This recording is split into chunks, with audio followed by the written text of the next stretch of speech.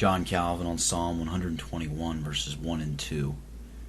I will lift up mine eyes unto the hills, from whence cometh my help. My help cometh from the Lord, which made heaven and earth.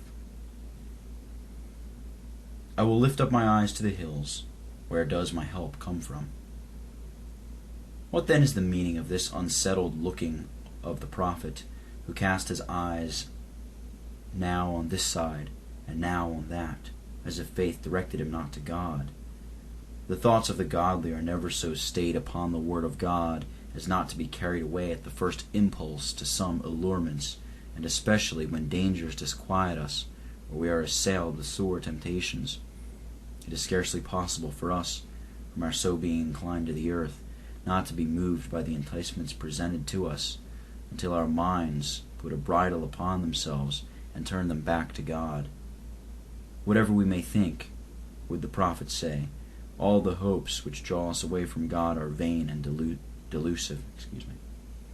The psalmist declares that those lose their pains who, disregarding God, gaze to a distance all around them and make long and devious circuits in quest of remedies to their troubles. It is indeed certain that in thus speaking of himself, he exhibits to us a malady with which all mankind are afflicted. But still, it will not be unsuitable to suppose that he was prompted to speak in this manner from all his own experience, for such is the inconstancy natural to us, that so soon as we are smitten with any fear, we turn our eyes in every direction, until faith, drawing us back from all these erratic wanderings, directs us exclusively to God. All the difference between believers and unbelievers in this respect is that although all are prone to be deceived and easily cheated by impostures, yet Satan bewitches unbelievers by his enchantments, whereas, in regard to believers, God corrects the vice of their nature and does not permit them to persevere in going astray.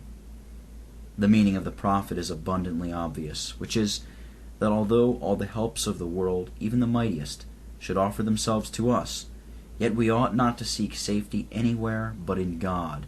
Yes, rather, that when men shall have long wearied themselves in hunting after remedies, now in one quarter and now in another, they will at length find from experience that there is no assured help but in God alone.